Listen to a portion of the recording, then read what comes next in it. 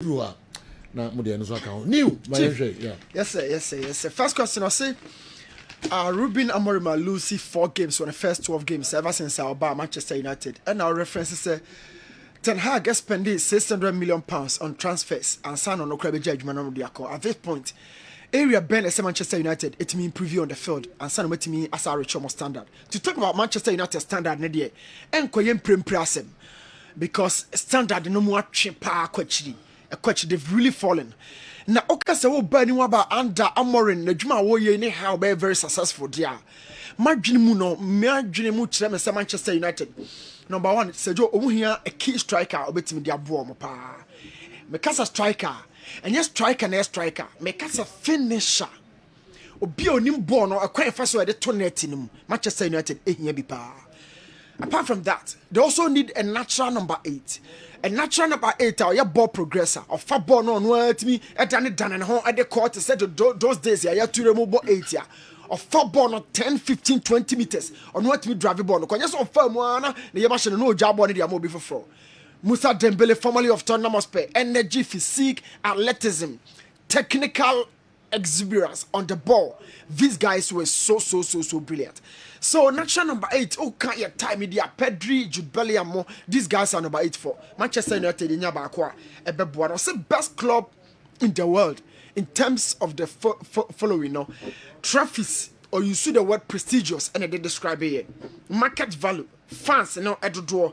Properties are club no and a Ballon d'Ors do draw club no aje. Okay, you see any clubs by and a power we are say. Number 1.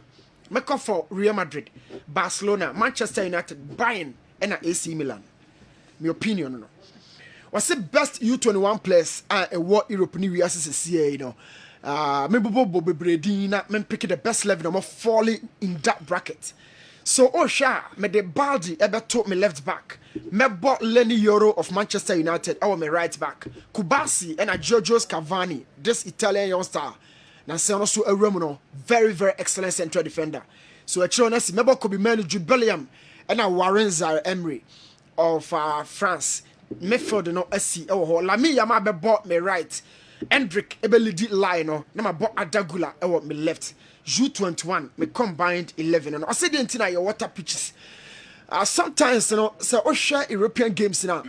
First before kickoff and a first half, you know, yeah, now sprinklers let people but even on the African game, baby elite game no be brave.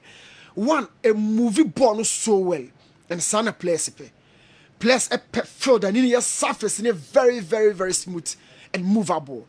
Now, I'm basa and I'm more pass the fluency of the ball no a favor players in the power and only idea most often yeah not your water pitches you know, so. Besides, say injuries, you know, field na near so drier. So you obi chow na or scratch field na surface. How are ya na bruises in so deep, you know, and you're different from say your water surface in any near chow na honam na kwa tree ni. And then you me a slide kakrama, etimi a famuko. So and on the entia, ya na your water pitch, you know. So yeah, second round, you know. The percent just say you're about 47% of the Ghana Premier League matches available. This is a one game per in the first round. Now, I said team bay and a potential on betting me. May there be a make first 6. Now 6 in me and sound bracket for from and I mean sound bracket for from. The first bracket in the Gold Stars, Heart of Lions and the Nations. And for me and sound every day, any or more evidence on my first round. No, these 3 teams, you know, say Joe, I'm more trophy, no, I send the second 3 round me babono. Now me make sure the Cruntia has a 4 kotoko and a mediama. Even though Bechem for me Bakontokwa because they're already in the top 4, but Bechem looks more shaky out of phone. Kotoko has a folk and a media may follow very thick and fast on behalf of Bechem. Bechem has been very nice recently, but you know, on me facing consistency, so Nations, Heart of Lions, Ghost Stars, me and saying dear, me who say about league, you know, by some higher percentage. Na has a folk kotoko and a mediama almost so was some percentages are already actually.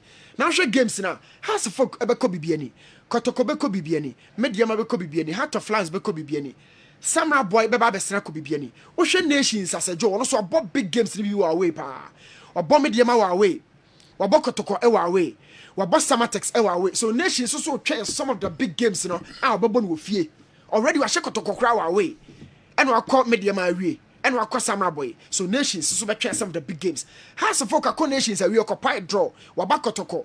Wako medium attack for all the 3 points. So House of Folk so some of the games in the ewo chimana or check Kotoko or check medium but Baba Sene Ako Gold Stars. Some of the big games in the now Mediama Kotoko House of Folk they face some of the biggest trips, especially Kotoko. Kotoko Heart of Lions, even though Heart of Lions Baba Shen Waha, Bobako Pando, Kotoko Bessa Swako Gold Stars, Kotoko Bessa Swako face Accra House of Folk, Kotoko Bako Samra Boako face Samatics. These are all big games in the second round. A bit me determine a lot of things. So my bracket, say Joe, why I chose 3 and a 3 were pneumonia chino and a match chino. Or sister, what's your penalty?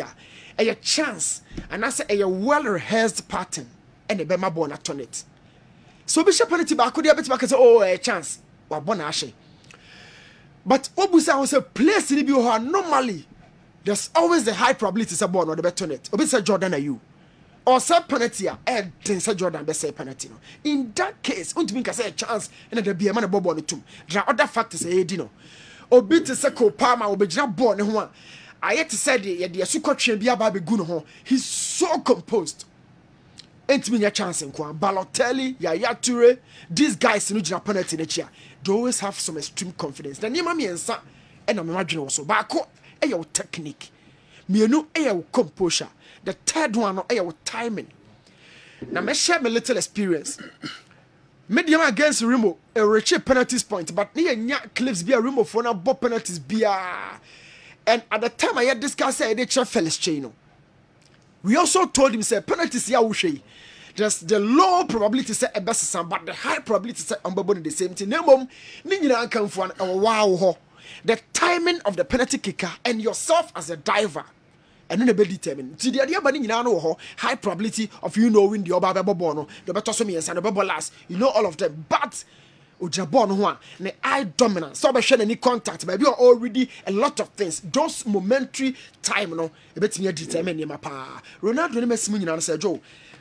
Sometimes penalty be not a banner intensity rosra or what me bought touching it, not just one pressure about so out me be. But there are certain guys penalty no.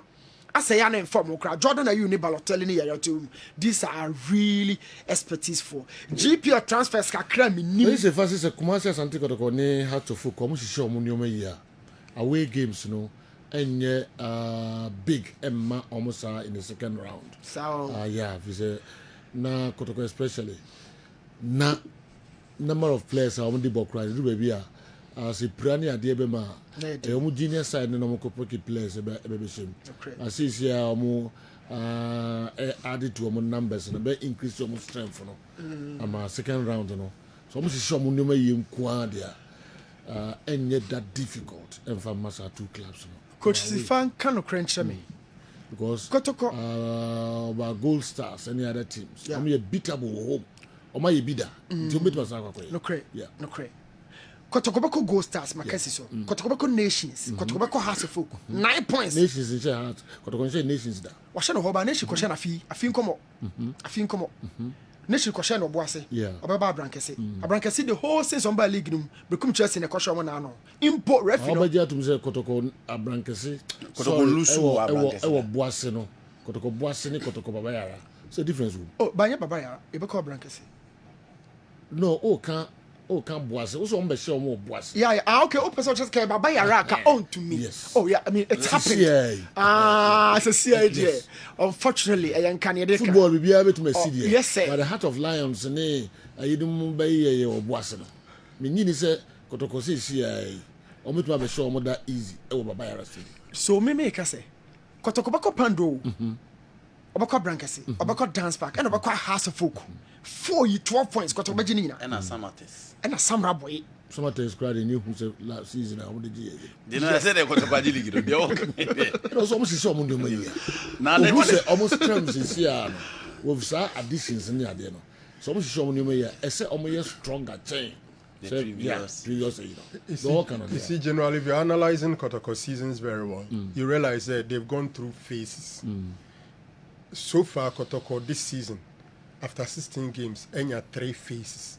The first one, your team started now you know one good project. Then they slumped to a worse phase when, after losing to Legon Cities, it lose echo about 5 games, losing streak. And then they omaba back. Abeshe omo they beat Ediana, beat Future Stars, beat Gold Stars, beat House of Oak, Draw beat against- Dreams, and then draw against Mediema. So they are in their best form now. Yeah. And it's happening at the time when they are adding up. No matter what you look at Kotoko, they are supposed to be better going forward.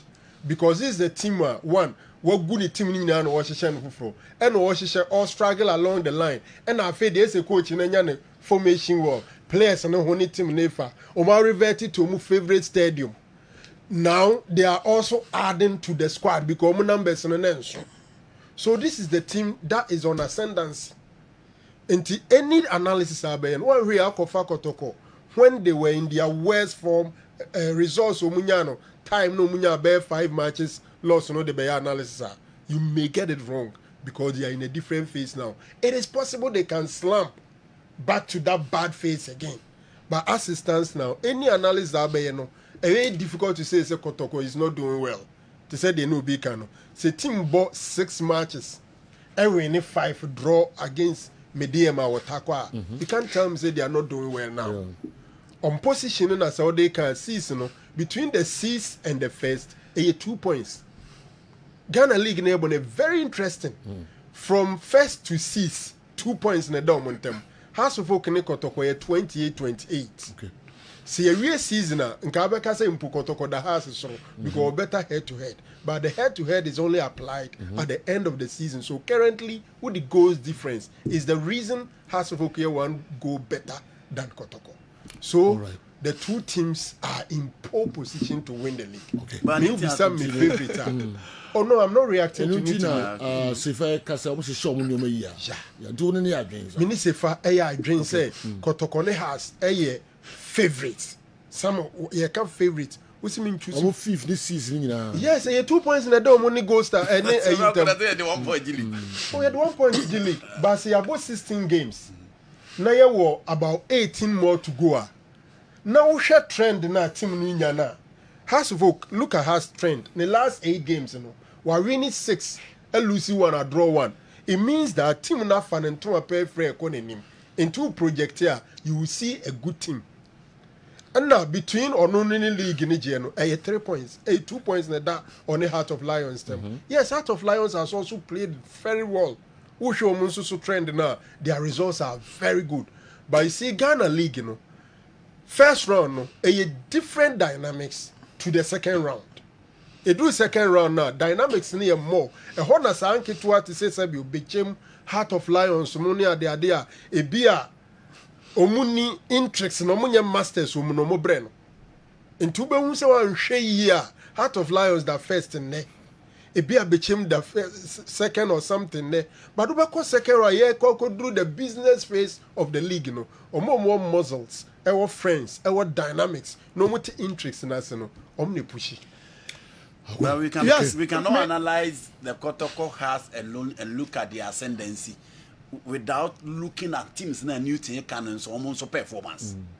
Yeah, due to say Kotoko Abasro has Abasro, but we should also be looking at Gold Stars. Ni omo da Kotoko any so performance because our performance na do makwa that first. Yeah. So let's say Kotoko twaso, Gold Stars twaso. Meaning so what's the difference? Yeah, sure.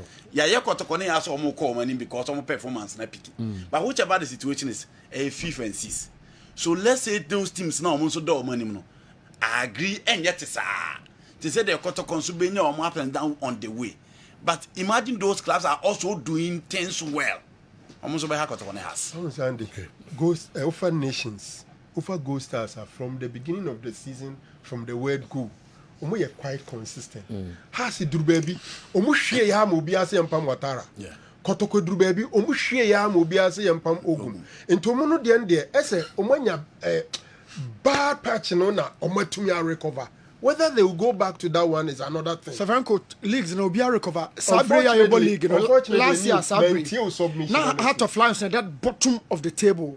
You real first round of the last year season. No. Heart of Lions was the last club after 17 games. Then you bought the next season What are you first. sure about what you're saying? Oh, Sir Franco, main league, you know, analyze 1,002 games. So I'm giving you fact. You read 17 games last year, no. I'm another bottom, Heart of Lions. 17 games. Yes, of the first round.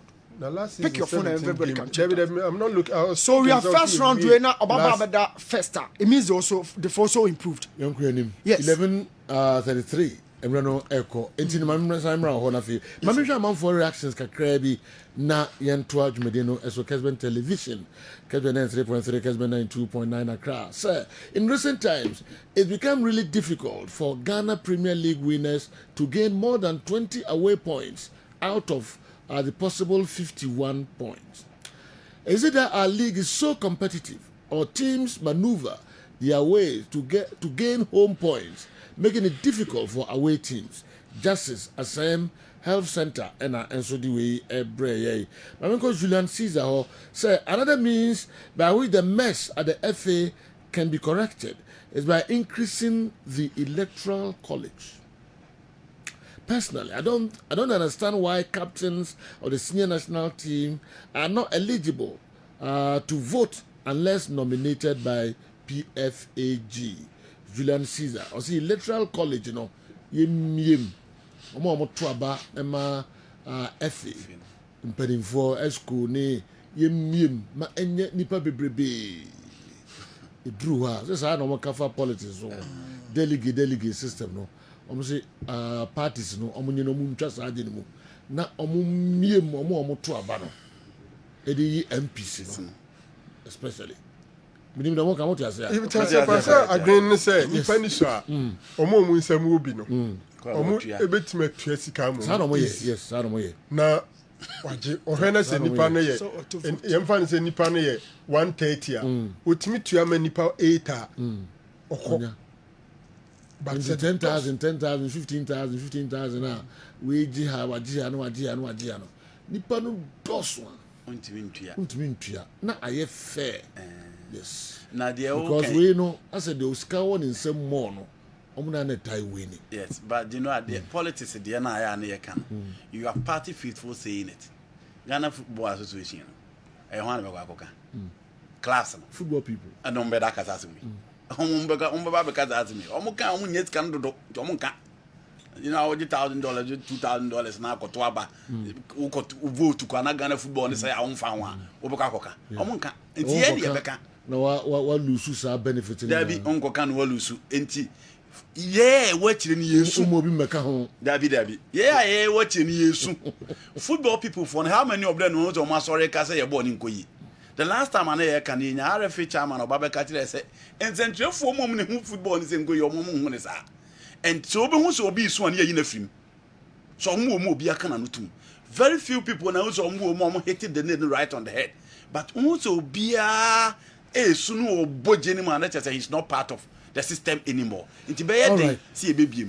My yentwa so ye ba na mo dey call Kotoko Heart of Folk so meet me winning league. But obi so some of the buy no e ba na be a mobile dream no so still also I still don't think Asante Kotoko is doing well now. Upon all the recruitments, Konwasi Asante Kotoko is still lying 6 below Heart of Folk.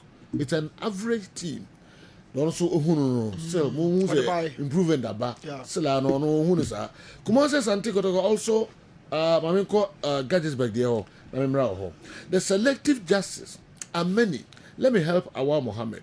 Vision FC prevented the Alpha crew from telecasting their game against Midiema, which ended bizarrely 3-2 in their favor, but they weren't charged for obvious reasons. Vision FC and why there? Chief of Staff. Osecredia. Okay, in Tibia. But is it true, sir, or more preventive Alpha crew, no? Yeah, because yeah, my chairman, when I started, yeah, Ose, also because yeah, my chairman, channel. No matter where. I'm only vision map game now. Vision is what mama Also against Midiema. Ah, okay. Jomo share Also, Oma Moncha. But they weren't charged. Kumasi Asante Kotoko also stopped them from showing their games against Accra Lions at Obuasi and Bibiani Gold Stars in Kumasi. Kumasi Asante Kotoko benefited from healthy referee decisions, including a Motuomu penalty, but they weren't charged as well by the FA. Kessben Accra. General Pacho, let me say Accra. Uba charge you be no obum rebisu. First of all, Krana, afane ada you know. Omu locals omu di microphone matches na any day. But you know other clubs No, have been charged. Huh? See, I'm more. Na dey media mo Yeah, charge. na media mo charge. Omu charge me dey man. Yes. So mama we mind. I see. Kotoko ne media man. I'm charge Omu charge me. Yes. I'm releasing Nano crowd. ya- Yeah. I They see. mean charge the man. Oh man. They catch you, But me problem is say Yeah. as you speak, clubs no name on what basis and alpha for no. I want the right to telecast their matches. So they should They tell are the not FA. even getting anything, to the best of my knowledge. Almost so much there has been no response. Yet the guys are coming me a media man, charging me no. You are giving me an opportunity to come and ask my questions. Say, Nkofona will say me, oh betwemaso, my bonny, some mama me match no. A then she share na way no muntem. What is the contract between us? Can we see the contract? Because I'm sure say an August body like Ghana Football Association, Bema Ejumeko Kesia to say Alpha 4, say Omumeyi without any contract between them. Yet clubs are obliged to facilitate and allow them so mbetwa matches no. Nti me sure say you charge me there ma there. Omunya akokodro no mko a wonko bisa questions. Kakra. Minim say owura Moses Amapaka there. FA odansuo no bi. Yeah. What I say? Because na oka Racket or Kreku campaign team. He used to be part of the joy team. Yeah, no, to the free. And was swapping carpet. And Oba a game changer. Until Moses in the team, no, they should be able to ask questions. Because they say Moses in him, Saint here, Alpha for only matches on any day. And now still, Omokas Omumunyidia, Nanka Nwa Kakra. Omuso Mumunyin, Madriam so mu Saint Omusi Omokwai. So Mumunyi. Into muko chere sente omuzo mumunyi no muso misa question say die nti na say omuma kwan ma sa nkrofo no twa omuma matches no. Okay. Good morning, Jenna. What do your crew make of the drama at Young Apostles? The club president speaks on an issue and his subordinates, the CEO, writes a disclaimer. Emmanuel Osei Eji Atebubu anyway bamba question bia basa fa we ahụ. Ndi e ba Mr. Mamu nyim frame. New Chief, transfers GPL news kakra wo ho Samson Eduku Kotoko komo no esipo announcement kraba eti Kotoko fans enche obehu Samson Eduku formerly of City Mekatamale City season onya form ye pa Emmanuel Ano from Bechem United on the nations we were born the first 2 games in fact guy no form 2 games 2 goals so far. Michael Osei formerly of Olympics on the Bibiani Go Stars and komo no ekwachiri Yahweh say obe touch it down this Sunday on the Bibiani Fobe we bibia komo no kwachiri pa. Sandy Mohammed from House of Folk Okopimo Denmark and also so I sealed. Na hona na set to say so na House of Folk komo no ya akoda bia back and forth kakra but understandably set to say bia on the House of komo no ometimi conclude in weeka ye remia. Michael and Padu is back to the fold for House of Folk and also a transfer news a free horn moba. Na Kotoko average team ni improve ye last season the no moto aso no me ni pa no enya dwene wo horn mo say Joe. This is a team of circuit 21 players. Wo horn mo. Now, Osha team no host see the entire defensive structure in your ho. I keep saying, say, you can pick individual players, but and yes, so can we see na a born and one normal bonomoko. And to Sadia, you can check that season at Leicester City G, they were not the best squad in terms of quality, but in terms of team performance, they were one of the best. So, Osha defensive backline for Kotoko, Obia, Kamara, Lodamwa, Patrick Asiedu, Ablo, Samba, Omunyina Hoho. It has to take some time and sign a team, agile with Chironmo. And especially at the foundation of the pillars of the team, it will take a bit of time. Omokroma yadie pa. Samba ne, Ablo no, trust me, my idea. If on the field, baby, a communication ye juma pa, a 4-5 for no. A 4-5 for no, and a communication ye juma. 9 and 10 there be American, ometimi crack on tokwa, no monkasa.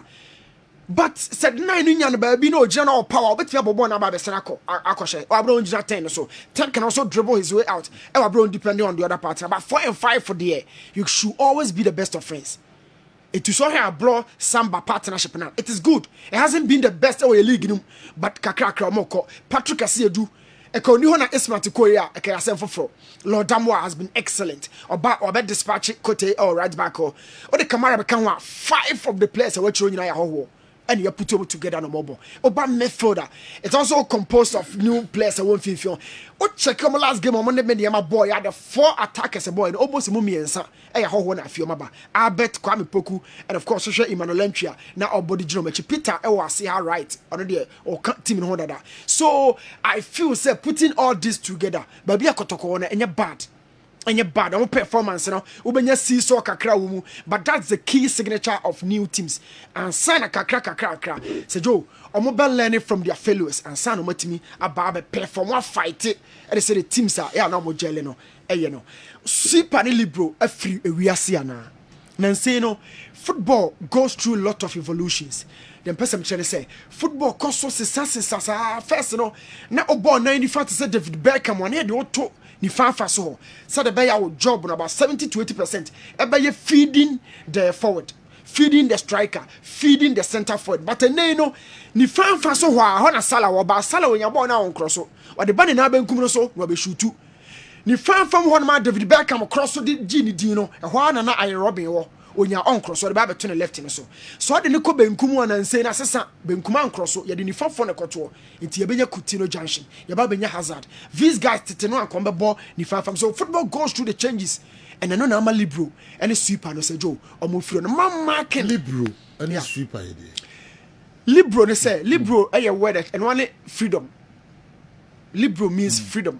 The power chi bia ye enti team na kwa otimi no omokobi on the ball. Liberal. Okay. Yes, liberal, liberty. Okay. Okay. Okay. Now, say the boy ne kwa oka ho, okay, part of the build up, you lose ball oba. But sweep and dey kwa won ka ho. Sweep, he's there to sweep the balls. Just when you focus solely on the defensive job. Number 5. 5. Yes. On ko ba bia ba be to ho. Mo de mo nyina mo ko ba be to ho. No nim ball no susu bo bebre sa. Ba ye fie nan kan na ho. Ye nkle ball no koto kwa yenum. O de wo chire ho ye bibia. Na ka say man marking dia. Eno ne ka ne say sweeper job no. De na Kofi Gare be kwen wa no. Watare won chances here. But the man no yira call extent ne say. Na attackers ne dodo na no start o nim ball ne ball. Obeda ko Mark Ronaldo na say Messi. Eti ma mo job no be useless kakra. O mark no de be free chiro ho do akone na ba bi foforo. O mark no de be free chiro ho no mo de akọ. So kakra their role and function has extent. It's gone to extent in the game right now. And yaba benya a flat back for. It said you cast a quarterback. First in your quarterback, but then so on take quarter. What is center back? Not just so what you be. So football continue to change. So Joe Becca Grano, na yanka center back be na word for and abba. And so my last question now. New libro ni sweeper and your brofukwa. Your brofukwa that's all. Yeah, Champions League now. Yeah, Rudy Garnet, Ellen Holland. One man is space. There are no 2 center backs on you in our ball in boom pet. Ubenya se ba ku ni mbopa na ba ku de adwuma na na obo e brofu ene the so called modern football na omo de atom krofo trim no Carlo Ancelotti unya tete number 5 otimi wi bo musim tuntum sa bi mo bu na say a Man City match na Pep Guardiola tim ni bo bimbim je no eto wa wo bebo. The issue of putting the left footed on the right, it depends on the kind of coach. Carlo doesn't play a left footed player on the right side of Real Madrid. He plays Rodrigo or to some extent Federico Santiago Barbadi. Real Madrid for number shell. Inti Sergio born one more the brofone niema bebre akata niema bebre so. But Konate and Van Dijk doesn't do the same job. So far Inigo Martinez and Paul Kubasi omunye the same job. So far Militao and then Rudiger omunye the same job. Ofa Fofana and Levi Colwill omunye the same job. So far Ruben Diaz and John Stones omunye the same job.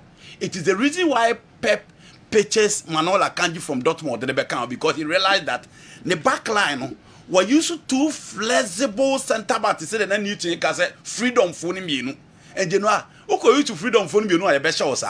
So Pep realized that Sadia now, because in the Barcelona setup he has Carlos Puyol as Piqué bought the freedom now. pure dear near Jenny Patapa be from to know here go backline because after the Barcelona team 9 years without the Champions League, you know, the Manola can't buy different profile, you know, they can't buy. He won the Champions League. I think that Ababeya Brofo, you know, be a kind of way he say, but for me, it's still there. There are no two centre backs arranging them. Ubanya Bako bo no nim popa, Babako dear, Ubon said the be excellent tackler. It has always been there. And for me, a brofone near man on the Ababe, but for me, it's still exists. Why is it that Globe TV